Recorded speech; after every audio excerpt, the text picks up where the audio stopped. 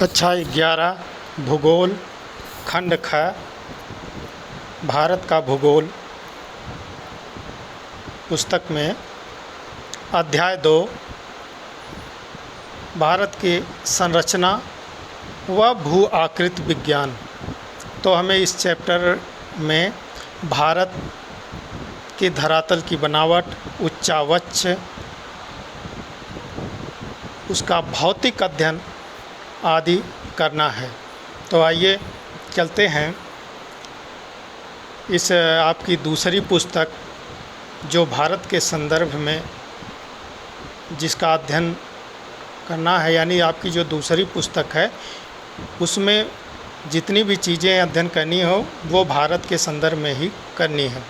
तो पहला जो वीडियो हमारा बना था तो उसमें क्या था, भारत की स्थिति, और इसमें क्या है कि भारत की का जो भू आकृति है वो कैसी है, यानी उसका उच्चावच कैसा है, धरातल कैसी है, धरातल कितनी पुरानी है, पर्वत पठार मैदान सबका अध्ययन इसके अंतर्गत करना है। तो आइए चलते हैं हम इस अध्याय को एक तरफ से सिस्टमेटिक ढंग से इसका अध्ययन करते हैं। तो इसमें भारत की संरचना और भू आकृति का अध्ययन करना है। तो देखिए, पृथ्वी लगभग 450 करोड़ वर्ष पुरानी है। इस संपूर्ण अवधि में पृथ्वी के भूपृष्ठ पर आंतरिक तथा बाह्य शक्तियों की गतिशीलता कारण बहुत से परिवर्तन हुए हैं। ये परिवर्तन भारतीय उपमहाद्वीप में भी हुए हैं जो गोंडवाना लैंड का भाग है। करोड़ों वर्ष पहले इंडियन प्लेट भूमध्य रेखा के दक्षिण में स्थित थी जो कि आकार में विशाल थी तथा ऑस्ट्रेलियन प्लेट भी इसी का हिस्सा थी। करोड़ों वर्षों के दौरान यह प्लेट कई हिस्सों में टूट गई और ऑस्ट्रेलियन प्लेट दक्षिण पूर्व की ओर तथा इंडियन प्लेट उत्तर की ओर खिसकने लगी। भूवैज्ञानिक संरचना व शैल समूह के विभिन्नता के आधार पर इनको 3 भागों में बांटा जा सकता है। कहने का मतलब है कि पहले जो एक वेगनर का जो महाद्वीपीय विस्थापन सिद्धांत था जो कि आप पहली पुस्तक में पढ़े चुके हैं, उसमें उसी का यहाँ जिक्र किया जा रहा है कि पहले जो ये भाग थे पैंजिया के वो भूमध्य रेखा के दक्षिण में थे, लेकिन वो जब उसका विखंडन हुआ तो आज जो ऑस्ट्रेलियन प्लेट थी वो दक्षिण पूर्व की दिशा में प्रवाहित हो गई और जो इंडियन प्लेट थी वो उत्तर की ओर प्रवाहित हो गई। और इन सबको अध्ययन की दृष्टि से भारत के 3 भागों में बांटा जा सकता है और 3 भाग बांट करके इसका अध्ययन किया जा सकता है। तो इसका जो पहला भाग है प्रायद्वीपीय खंड, यानी जो दक्षिण का पठारी भाग, और दूसरा है हिमालय तथा अन्य पर्वतमालाएं, और जो तीसरा है सिंधु गंगा का मैदान, या इसे आप कहते हैं सिंधु गंगा ब्रह्मपुत्र का मैदान, या उत्तर भारत का विशाल मैदान, किसी भी नाम से इसे आप कह सकते हैं। तो आइए देखते हैं प्रायद्वीपीय भाग का जो विशेषता है उसको देख लेते हैं। प्रायद्वीपीय भाग मुख्यतः प्राचीन नीस व ग्रेनाइट से बना हुआ है जो कैम्ब्रियन कल्प के एक कठोर खंड के रूप में खड़ा है। हिमालय तथा अन्य अतिरिक्त प्रायद्वीप पर्वतमालाओं को भूवैज्ञानिक संरचना युवा, दुर्बल एवं लचीली है। कहने का मतलब वो जो दक्षिण का पठार है वो कठोर चट्टानों से बना है जिसमें नीस और ग्रेनाइट चट्टानें हैं, जबकि हिमालय जो है मुलायम चट्टानों से बना हुआ है। और गंगा का मैदान जो है वो नदियों द्वारा लाई हुई मिट्टी से बना है। तो इस तरह आप देख लिए कि प्रायद्वीप कठोर चट्टानों से, हिमालय जो है युवा और दुर्बल लचीली चट्टानों से, और सिंधु गंगा ब्रह्मपुत्र का मैदान जो है कि नदियों द्वारा लाई हुई मिट्टी से बना है और ये नवीनतम है। हिमालय इसमें जैसे लिखा है कि सिंधु गंगा ब्रह्मपुत्र मैदान एक भू अभिनति या गर्त है। वो तो उसमें आपने जब सिद्धांत पढ़ रहे थे महाद्वीपीय विस्थापन सिद्धांत, तो उसमें था कि जो बीच में जो टेथिस सागर था, जो गर्त थी, उसी में मलवा नदियों द्वारा लाया गया और उसी से मोड़दार पर्वतों का निर्माण हुआ। और जो उसी की प्रक्रिया में तीसरे चरण में लगभग 6.4 करोड़ वर्ष पहले हुआ और जो बचा वो मैदान के रूप में आपके सामने है। तो मोटे तौर पर अगर इन सब चीज़ों पर एक सरसरी निगाह डालने के बाद देखिए, यहाँ से दिमाग लगाना है कि जो हमें मुख्य रूप से अध्ययन करना है वो मोटे तौर पर भारत को 6 भू-आकृतिक खंडों में विभक्त किया गया। इसमें है उत्तर तथा उत्तरी पूर्वी पर्वतमाला, यानी उत्तर का हिमालय के भाग का अध्ययन करना है। उत्तर भारत का विशाल मैदान प्रायद्वीपीय पठार का अध्ययन करता है। भारतीय मरुस्थल का अध्ययन करना है और जो तटीय मैदान हैं और द्वीप समूह हैं, इन सब का अध्ययन इस चैप्टर के अंतर्गत किया गया है। और आप हाई स्कूल में भी इसका अध्ययन सामाजिक विज्ञान में कर चुके होंगे भारत के भौतिक प्रदेश के अंतर्गत। तो आइए चलते हैं, एक अति लघुत्तरी प्रश्नों से शुरू करते हैं कि करेया किसे कहते हैं। तो करेया पीर पंजाल श्रेणी पर 1000 से 1500 मीटर की ऊंचाई पर स्थित हिमोड़ के जमाव हैं जिन्हें हिम नदियों ने निक्षेपित किया है। यहीं पर केसर की खेती होती है। तो ये इतनी ऊंचाई पर हिमोड़ का जमाव है जिसे करेया कहा जाता है। बृहद हिमालय श्रृंखला को अन्य किस नाम से जाना जाता है। तो बृहद हिमालय श्रृंखला को केंद्रीय अच्छी श्रेणी अथवा महान हिमालय भी कहा जाता है। इसकी पूर्वी पश्चिमी लंबाई जो है वो 2500 किलोमीटर तथा उत्तर से दक्षिण इसकी जो चौड़ाई है 160 से 400 किलोमीटर तक है। पश्चिम में इसकी चौड़ाई अधिक तथा पूर्व में इसकी चौड़ाई कम है।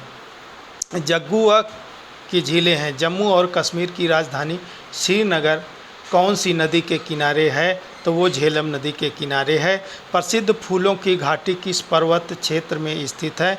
तो वो उत्तराखंड राज्य में है। हिमालय में ही है फूलों की घाटी, लेकिन उत्तराखंड में है। द्वार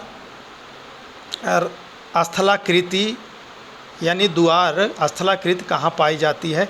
तो दार्जिलिंग और सिक्किम में हिमालय में ही पाए जाते हैं। दार्जिलिंग और सिक्किम में पाए जाते हैं।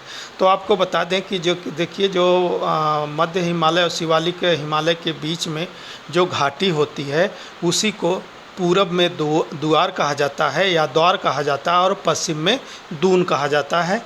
इसको आप जानते होंगे, नहीं जानते होंगे तो ये याद कर लीजिए। द्वार स्थलाकृति का उपयोग किसके लिए किया जाता है। तो इसका उपयोग ज़्यादातर चाय बागानों के लिए किया जाता है। मणिपुर और मिजोरम की एक मुख्य नदी कौन सी है। तो वो बराक नदी है। और लोकटक इसमें लोकताक है, लेकिन लोकटक झील है वो किस राज्य में है। वो मणिपुर में है, जो कि आर्द्रभूमि में जिसका नाम दर्ज है। अरावली पर्वत की सबसे ऊंची चोटी कौन सी है। तो अरावली पर्वत की जो सबसे ऊंची चोटी है वो गुरु शिखर है।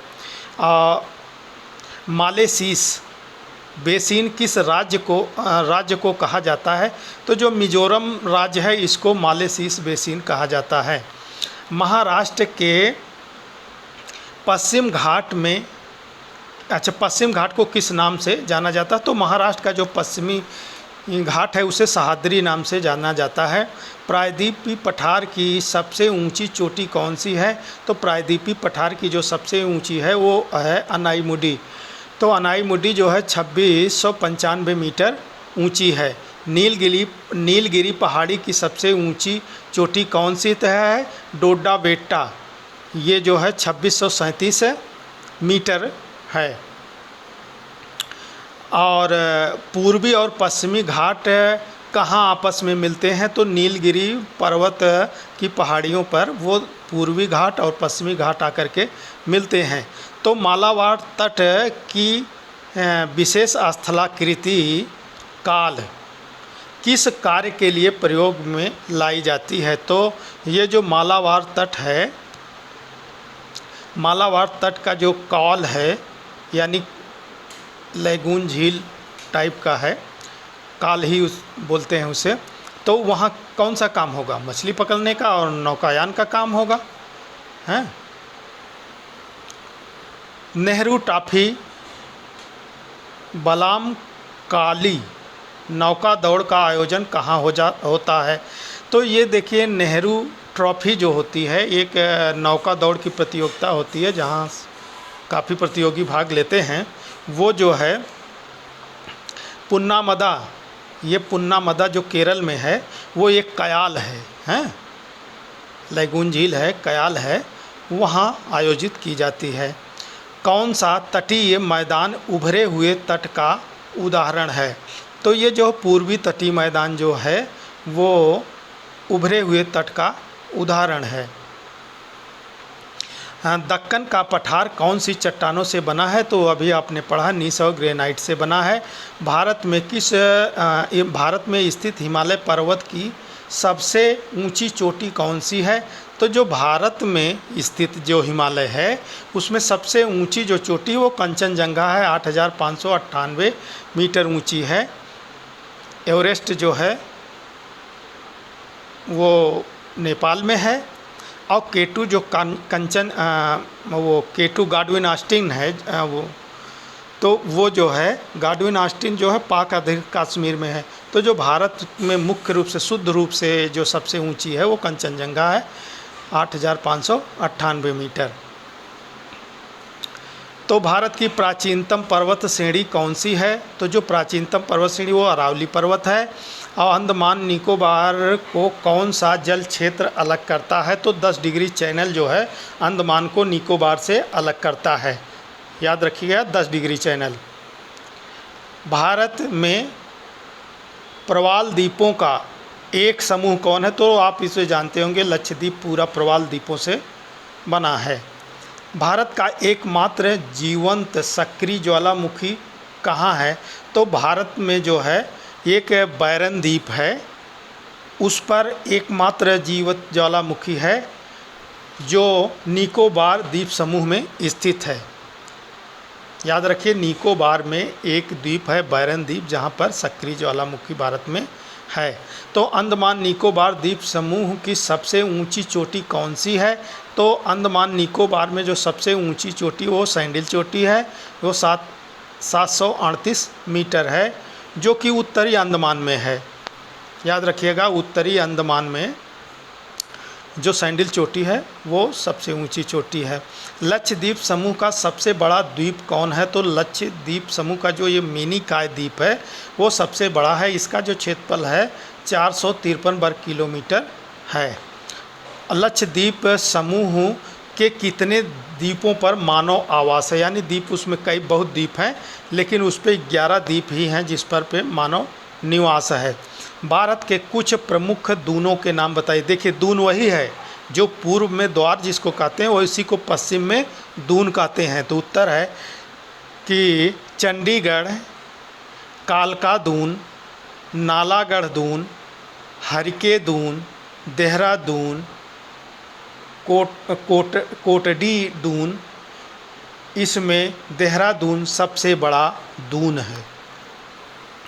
अब झूम खेती क्या है? वही स्थानांतरित खेती है जो भारत के पूर्वोत्तर राज्यों में होती है, उसी को झूम खेती कहते हैं।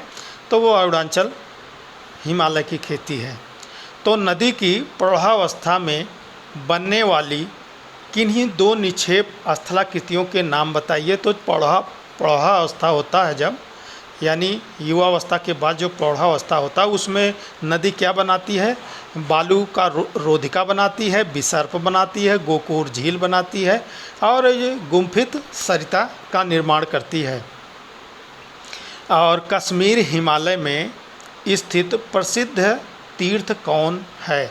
तो जो कश्मीर हिमालय में जो प्रसिद्ध तीर्थ है उसमें है वैष्णो देवी, अमरनाथ गुफा और चरार शरीफ। ये 3 जो है तीर्थ स्थल हैं।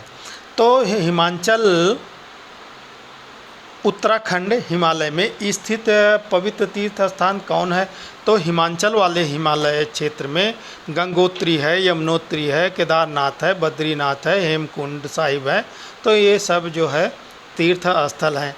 तो मेघालय पठार में कौन से खनिजों का भंडार पाया जाता है? तो मेघालय का जो पठार है उसमें कोयला, लोहा और सिलीमेनाइट, चूना पत्थर और यूरेनियम पाया जाता है। अब देखिए लघु उत्तरीय प्रश्न है, भारत के विशाल मैदान को उच्चावच की विभिन्नताओं के आधार पर बांट कर वर्णन कीजिए। नंबर 1 जो है इसको बांटेंगे तो उत्तर से चलेंगे तो सबसे पहले आपको मिलेगा भावर। यह क्षेत्र शिवालिक पर्वत श्रेणी के तलहटी में उसके समानांतर पट्टी के रूप में 8 से 10 किलोमीटर की चौड़ाई में फैला हुआ। हिमालय पर्वत श्रेणियों के बाहर निकली नदियां यहां पर अपने साथ लाए हुए कंकड़, पत्थर, रेत, बजरी जमा कर देते हैं और कभी कभी ये नदियां इसी मलबे में लुप्त हो जाती हैं। इसके जब अब फिर दक्षिण से उत्तर से जब दक्षिण खिसकेंगे तो क्या मिलेगा आपको? तराई मिलेगी। भावर के दक्षिण में तराई क्षेत्र है। भावर के समानांतर इसकी चौड़ाई 10 से 20 किलोमीटर भावर क्षेत्र है। क्षेत्र में जो नदियां विलुप्त हो गई वो यहाँ प्रकट हो जाती हैं, इसलिए इस क्षेत्र में दलदली भूमि हो जाती है। यह भूमि प्राकृतिक वनस्पतियों से सघन आच्छादित है। अब देखिए फिर आएंगे तो आपको मिलेगी बांगर भूमि। मैदान का वह भाग जहाँ नदियों का बाढ़ का जल हर वर्ष नहीं पहुँचता है। इस क्षेत्र का निर्माण पुरानी जलोढ़ मिट्टी से हुआ है। इस क्षेत्र में कहीं कहीं चूना युक्त कंकरीली मिट्टी पाई जाती है, वो बांगर क्षेत्र होता है। और बांगर के जस्ट बाद जब आएंगे तो आपको खादर मिलेगा। खादर वह क्षेत्र है जहां नदियों का बाढ़ का जल प्रतिवर्ष फैलता है, जिसके कारण वर्षा मिट्टी की नई परत बिछा देती है। नई मिट्टी के हर वर्ष जमाव खादर क्षेत्रों को उपजाऊ बना देता है। तो हर साल यहाँ जो है बाढ़ आती है और वो मिट्टी को की चादर धरातल पर निक्षेपित कर देती है, जिससे उसकी उपजाऊ शक्ति बढ़ जाती है। अगला है भारत में ठंडा मरुस्थल कहाँ स्थित है? इस क्षेत्र की मुख्य श्रेणियों के नाम बताइए। तो भारत में ठंडा मरुस्थल कश्मीर, हिमालय के उत्तरी पूर्वी क्षेत्र, लेह लद्दाख स्थित है। आपको याद रखना कि लेह लद्दाख क्षेत्र जो भारत का है कि जो कश्मीर हिमालय में है वो हमारा ठंडा मरुस्थल है। तो यह ठंडा मरुस्थल बृहद हिमालय तथा काकोरम श्रेणी के बीच है। तो इसकी स्थिति देख लीजिए, ये बृहद हिमालय और काराकोरम जो श्रेणी है इसके बीच में जो है लेह लद्दाख श्रेणी है। इस क्षेत्र की प्रमुख श्रेणियाँ निम्नलिखित है। एक तो लद्दाख श्रेणी है, दूसरी है जास्कर श्रेणी और तीसरी है काराकोरम श्रेणी। तो आइए देखते हैं विशाल पर्वतमाला के पूर्वी पहाड़ियों के किन्हीं तीन विशेषताएं बताइए। तो हिमालय पर्वत के इस भाग में पहाड़ियों की दिशा उत्तर से दक्षिण है। तो जो पूर्वी भाग में हिमालय का जो पर्वतीय भाग है वो पूर्व पश्चिम से मुड़ करके उत्तर दक्षिण हो जाता है। ये पहाड़ियाँ विभिन्न स्थानीय नामों से जानी जाती हैं। उत्तर में पटकाई बूम, नागा पहाड़ी, मणिपुर पहाड़ी तथा दक्षिण में मीजो या लुसाई पहाड़ी के नाम से इसे जाना जाता है। यह नीची पहाड़ी का क्षेत्र है जहां अनेक जनजातियां झूम या स्थानांतरित खेती आबलिक कृषि में संलग्न हैं। तो अगला प्रश्न है कि अरब सागर और बंगाल की खाड़ी में स्थित द्वीप समूहों की तुलनात्मक अध्ययन 3 बिंदुओं पर कीजिए। यानी अरब सागर और बंगाल की खाड़ी के द्वीपों का अध्ययन आपको करना है। तो ये है उत्तर इसका है, ये द्वीप समूह अरब सागर में लक्षद्वीप और बंगाल की खाड़ी में अंडमान निकोबार द्वीप समूह के नाम से जाना जाता है। तो जो अरब सागर है उसमें आपका लक्षद्वीप है और जो बंगाल की खाड़ी है उसमें अंडमान निकोबार द्वीप समूह है, ये आपको जानकारी होगी। तो बंगाल की खाड़ी में लगभग 572 द्वीप हैं जिन्हें 2 श्रेणियों में बांटा जा सकता है और इन्हें 10 डिग्री चैनल द्वारा अलग किया जाता है। ये द्वीप समूह जलमग्न पर्वतों के ऊपरी भाग हैं। कुछ छोटे द्वीपों की उत्पत्ति ज्वालामुखी से हुई है। भारत का एकमात्र सक्रिय ज्वालामुखी निकोबार द्वीप समूह पर बैरन द्वीप में स्थित है। दूसरा, अरब सागर के द्वीपों में लक्षद्वीप और मिनी काय द्वीप शामिल हैं। यह पूरा द्वीप समूह प्रवाल निक्षेप से बने हुए हैं। यहाँ 36 द्वीप हैं और इनमें से केवल 11 द्वीपों पर ही मानव बसाव है। मिनी काय सबसे बड़ा द्वीप है और पूरा द्वीप समूह 11 डिग्री चैनल द्वारा 11 डिग्री चैनल द्वारा 2 भागों में बांटा जाता है। उत्तर में अमीनी द्वीप और दक्षिण में कवरत्ती द्वीप स्थित है। तो ये कवरत्ती लक्षद्वीप की राजधानी भी है, जान लीजिए। उत्तर में मिनी द्वीप है, अमीनी द्वीप है और दक्षिण में कवरत्ती द्वीप है और 11 डिग्री चैनल से ये विभाजित है। प्रश्न है, भारत के पश्चिमी तटीय मैदान तथा पूर्वी तटीय मैदान के 3 बिंदुओं की तुलना कीजिए। तो उत्तर है पश्चिमी तटीय मैदान। यह तटीय मैदान मध्य भाग में संकीर्ण है परंतु उत्तर और दक्षिण में चौड़ा हो जाता है। यहाँ बहने वाली नदियाँ अपेक्षाकृत छोटी और ये डेल्टा नहीं बनाती हैं। नंबर 3, यह मैदान अधिक कटा फटा है जिस कारण यहाँ पत्तनों और बंदरगाहों के विकास के लिए प्राकृतिक परिस्थितियाँ अनुकूल हैं। इसे उत्तर में गोवा तट और दक्षिण में कोंकण तट तथा दक्षिण में केरल तक मालाबार तट कहते हैं। तो कहने का मतलब जो हमारा पश्चिमी तट है वो 3 भागों में बटा है। एक है गोवा तट, दूसरा है कोंकण तट और जो सबसे दक्षिण में है वो मालाबार तट है। अब देखिए पूर्वी तटीय मैदान का अध्ययन करिए या इसकी विशेषता जानिए। पश्चिमी तटीय मैदान की तुलना में पूर्वी तटीय मैदान चौड़ा है। यहाँ बहने वाली नदियाँ लंबी चौड़े डेल्टा बनाती हैं। इनमें महानदी गोदावरी, कृष्णा, कावेरी का डेल्टा शामिल है। उभरा हुआ तट होने के कारण यहाँ बंदरगाह कम हैं। यहाँ पत्तनों और बंदरगाहों का विकास मुश्किल है। नंबर 5 है, यह गोदावरी नदी के मुहाने से उत्तर की ओर को उत्तरी सरकार और इसके दक्षिण की ओर इसे कोरोमंडल तट कहते हैं। तो आपका पूर्वी तट भी 2 भागों में बटा है। जो कावेरी नदी है वो जो उसका मुहाना है उसके उत्तर की तरफ उत्तर सरकार और दक्षिण की तरफ कोरोमंडल तट कहा जाता है।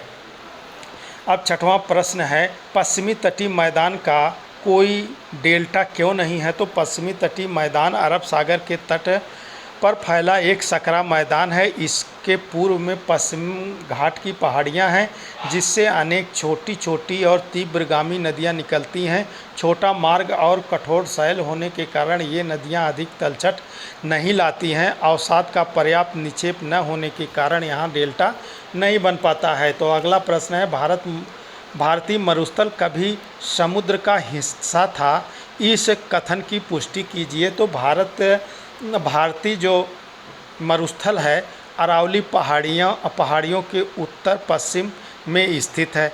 यह माना जाता है कि मेसोजोइक काल में यह क्षेत्र समुद्र का हिस्सा था। इसके निम्नलिखित प्रमाण हैं। प्रमाण क्या है? नंबर 1, अकाल में स्थित काष्ठ जीवाश्म पार्क तथा जैसलमेर के निकट ब्रह्मसर के आसपास के रामदी निक्षेप हैं।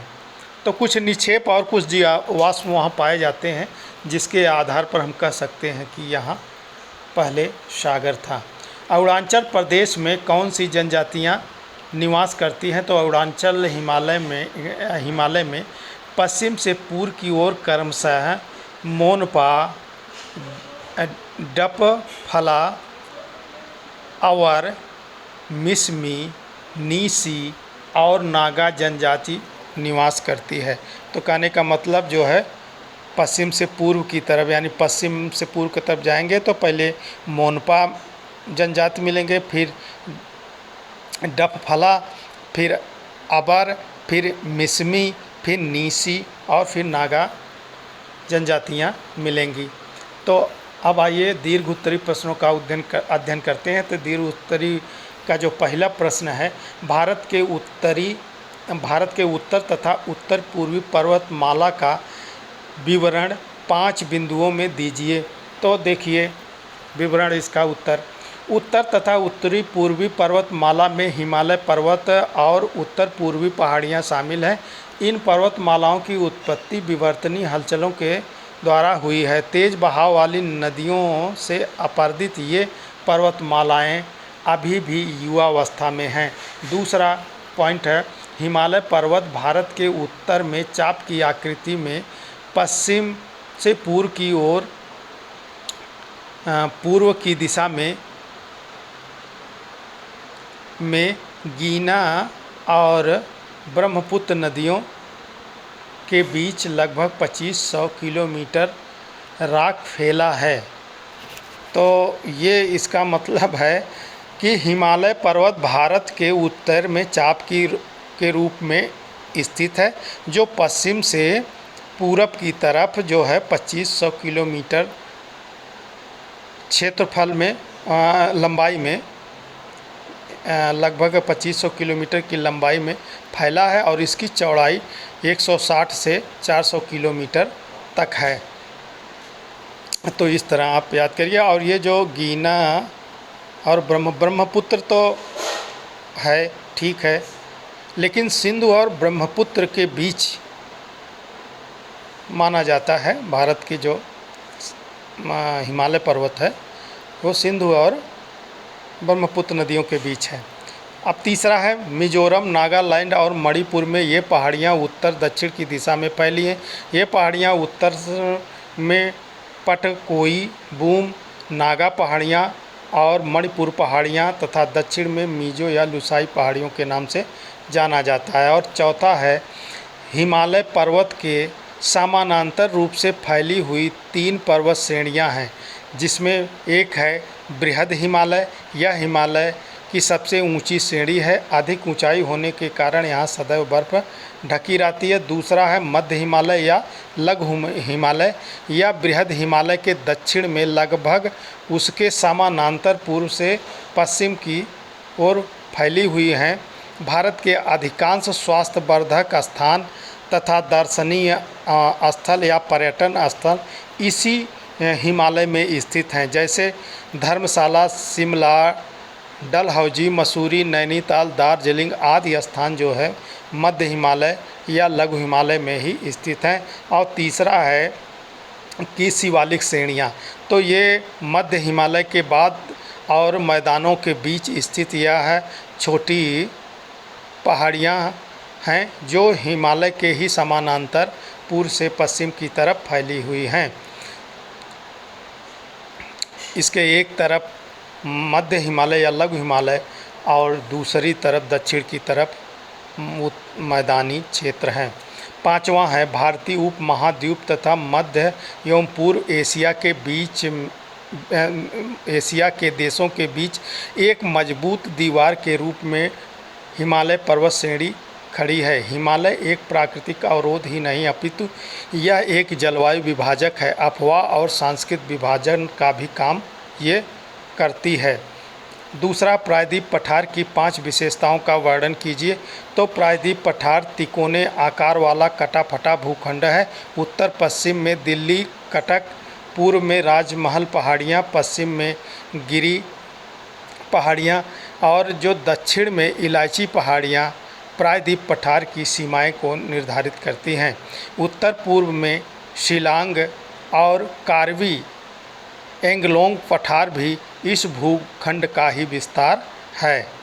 तो प्रायद्वीप पठार के मुख्यतः प्राचीन शैल, नीस और ग्रेनाइट से बना है। यह पठार भूप्रपटी का सबसे प्राचीनतम भूखंड है, जिसकी औसत ऊंचाई 600 से 900 मीटर है। कैम्ब्रियन कल्प में यह भूखंड एक कठोर खंड के रूप में खड़ा है।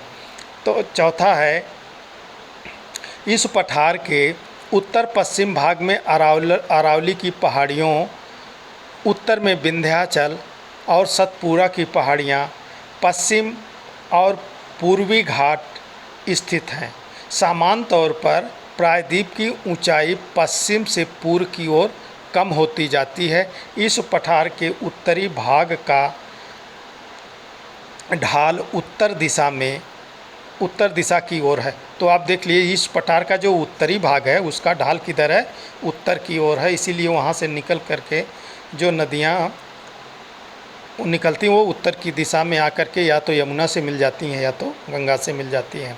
पाँचवां है, इंडो ऑस्ट्रेलियन प्लेट का अग्रभाग होने के कारण यह खंड ऊर्ध्वाधर हलचलों व भ्रंश से प्रभावित है और नर्मदा नदी, ताप्ती नदी और महानदी भ्रंश घाटियों के और सतपुड़ा ब्लॉक पर्वत का उदाहरण है। तो इसमें देखिए, जो नर्मदा ताप्ती नदियाँ बहती हैं वो और महानदी जो बहती है वो भ्रंश में बहती है, और जो सतपुड़ा पर्वत वहाँ स्थित है वो एक ब्लॉक पर्वत है, यानी उभरा हुआ एक पर्वत है। पश्चिमी घाट पर्वत और पूर्वी घाट पर्वत के 5 अंतर बताइए। तो पश्चिमी घाट पर्वत के जो अंतर है, पश्चिमी घाट पर्वत उत्तर में महाराष्ट्र से लेकर के दक्षिण में कन्याकुमारी तक अरब सागर में पश्चिम तट के साथ साथ फैला है। इन्हें महाराष्ट्र, गोवा में सह्याद्री, कर्नाटक और तमिलनाडु में नीलगिरी तथा केरल में अन्नामलई या इलायची पहाड़ी के नाम से जाना जाता है। ये पर्वत लगातार एक श्रेणी के रूप में हैं। उत्तर से दक्षिण तक 3 दर्रे थाल घाट, भोर घाट और पाल घाट इसकी निरंतरता को भंग करते हैं। कहने का मतलब ये निरंतर उत्तर से दक्षिण की तरफ फैली हुई, लेकिन इसमें थाल घाट, भोर घाट और तो पाल घाट जो ये दर्रे हैं वो इसको जो है तोड़ते हैं या भंग करते हैं या काटते हैं। इस पर्वत श्रेणी की औसत ऊंचाई लगभग 1500 मीटर है, जो कि उत्तर से दक्षिण की ओर बढ़ती जाती है। याद रखिएगा कि यहाँ उत्तर से दक्षिण की ओर इस पर्वत श्रेणी की ऊंचाई बढ़ती जाती है। नंबर 5, प्रायद्वीप पठार की सबसे ऊंची चोटी अन्नामुडी 2695 मीटर है, जो कि पश्चिमी घाट पर्वत की अन्नामलई पहाड़ी में स्थित है। अधिकांश प्रायद्वीपीय नदियों की उत्पत्ति पश्चिमी घाट से ही हुई है। पूर्वी घाट देखिए, दक्कन पठार के पूर्वी सीमा पर पूर्वी घाट के पर्वत महानदी की घाटी से लेकर के दक्षिण में नीलगिरी पर्वत तक फैले हैं। पूर्वी घाट की मुख्य श्रेणियाँ जावादी पहाड़ियाँ, पालकोंडा श्रेणी, नल्लामाला पहाड़ियाँ और महेंद्रगिरी पहाड़ियाँ, ये सब पूर्वी घाट पर हैं। पूर्वी घाट की श्रेणियाँ लगातार नहीं हैं, कई बड़ी नदियों ने इन्हें काट करके अपना मार्ग बना लिया है। इस पर्वत श्रेणियों की औसत ऊंचाई लगभग 600 मीटर है। नदी द्वारा अपरदित होने के कारण अवशिष्ट श्रृंखला ही शेष बची हुई हैं। पूर्वी एवं पश्चिमी घाट के पर्वत नीलगिरी पहाड़ियों के आपस में मिलते हैं। तो जो पूर्वी और पश्चिमी घाट है दोनों जाकर के कहाँ, नीलगिरी पहाड़ियों में आपस में मिल जाते हैं। इस श्रेणी में कोई भी बड़ी नदी नहीं निकलती। इस श्रेणी यानी पूर्वी घाट से कोई भी नदी नहीं निकलती है। प्रायद्वीप पठार तथा हिमालय पर्वत में 5 अंतर बताइए। तो प्रायद्वीप पठार देखिए, प्रायद्वीप पठार कठोर शैलों का एक प्राचीन भूखंड है। इसका निर्माण एक उत्खंड के रूप में हुआ है। यह कैम्ब्रियन कल्प से लेकर आज तक स्थल क्षेत्र ही रहा है। केवल इसमें तटीय क्षेत्र अल्प अवधि के लिए समुद्र में डूब गए थे। प्रायद्वीप पठार में मुख्यतः अवशिष्ट पर्वत पाए जाते हैं। अरावली पर्वत इसका उदाहरण है। यहाँ नदी घाटियाँ उथली और मंद ढाल वाली होती हैं। अब देखिए हिमालय पर्वत, हिमालय अवसादी शैलों से निर्मित नवीन पर्वत है। हिमालय एक मोड़दार पर्वत है जो विभिन्न भूगर्भिक हलचलों से बना है। हिमालय पर्वत की उत्पत्ति 33 में अवसादों के जमाव से बने हुए जमाव से पर्वत विवर्तनकारी हलचलों के परिणाम स्वरूप निर्मित हैं। हिमालय तथा उससे संबंधित पर्वत श्रेणियां कमज़ोर और लचीली हैं। परिणाम स्वरूप यहाँ बलन और विरूपण की क्रिया अधिक हुई है। हिमालय विवर्तनी पर्वत है, इस कारण यहाँ नदियाँ युवावस्था में हैं और तीव्र गति से बहती हैं। हिमालय पर्वत की मुख्य श्रेणियों के नाम लिखिए। ये अगला प्रश्न है, हिमालय पर्वत की मुख्य श्रेणियों के नाम लिखिए तथा पश्चिमी हिमालय तथा पूर्वी हिमालय से कम से कम 3 अंतर स्पष्ट कीजिए। तो ये कहाँ चला गया, ये जो है